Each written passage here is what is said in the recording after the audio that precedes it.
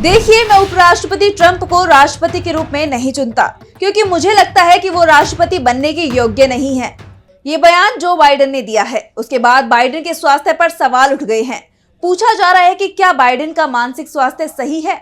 उन्हें ये पता होना चाहिए कि अमेरिका के उपराष्ट्रपति डोनाल्ड ट्रंप नहीं है, वो राष्ट्रपति पद के लिए रिपब्लिकन पार्टी के उम्मीदवार हैं, जबकि उपराष्ट्रपति कमला हैरिस हैं और वो डेमोक्रेटिक पार्टी से ही हैं।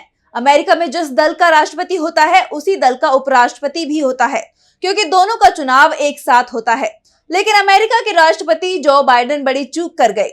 उनके इस बयान ने अमेरिका की राजनीति में हंगामा मचा दिया। ये बयान बाइडेन ने प्रेस कॉन्फ्रेंस में दिया, जिसके बाद वहां मौजूद पत्रकार भी हैरान रह गए।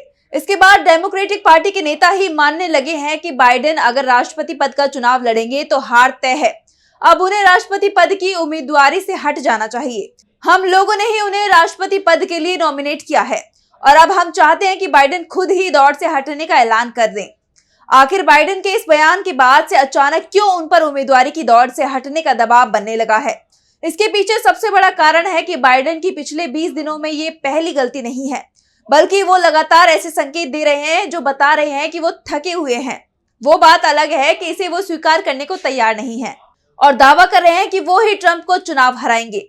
बाइडेन के ऐसा मानने के पीछे सबसे बड़ा कारण सिर्फ एक माना जा रहा है, क्योंकि इस समय पूरी दुनिया में राइट विंग के खिलाफ माहौल है। ब्रिटेन, फ्रांस, ईरान में राइट विंग की विचारधारा वाली पार्टियों और उम्मीदवारों को हार मिली है और अमेरिका में भी माहौल उनके खिलाफ माना जा रहा है।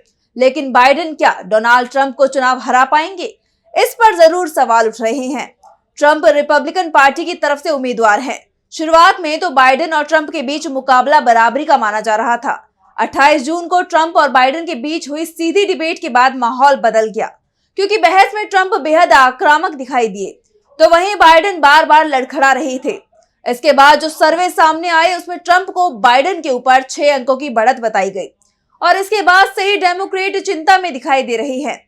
तो बाइडेन गलतियों पर गलतियां करते जा रहे हैं। अब उन्होंने जो किया है उससे डेमोक्रेट परेशान दिखाई दे रहे हैं। दरअसल अमेरिका में नाटो की मीटिंग चल रही है। इसमें बाइडेन ने यूक्रेनी राष्ट्रपति वोलोदिमीर जेलेंस्की को राष्ट्रपति पुतिन के रूप में पेश कर दिया। उन्होंने उपराष्ट्रपति कमला हैरिस को भी डोनाल्ड ट्रंप के साथ मिला दिया। 81 साल के अमेरिकी राष्ट्रपति जो बाइडेन ने वॉशिंगटन कन्वेंशन सेंटर को संबोधित करते हुए कहा कि अब मैं यूक्रेन के राष्ट्रपति को सौंपना चाहता हूं, जिनमें दृढ़ संकल्प के साथ साथ उतना ही साहस भी है। देवियों और सज्जनों, राष्ट्रपति पुतिन। इसके बाद अचानक ही बाइडेन को याद आया कि पुतिन तो रूस के राष्ट्रपति हैं और इस बैठक का मकसद पुतिन को रोकना ही है।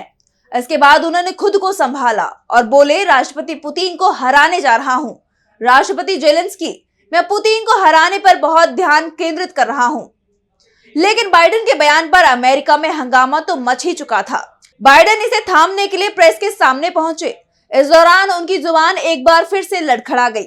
बाइडेन से सवाल किया गया कि अगर उनकी जगह कमला हैरिस राष्ट्रपति पद की उम्मीदवार होती तो उनकी क्या चिंताएं होती। जवाब में बाइडेन ने कहा कि देखिए, मैं उपराष्ट्रपति ट्रंप को राष्ट्रपति के रूप में नहीं चुनता। मुझे लगता है कि वो राष्ट्रपति बनने के योग्य नहीं है।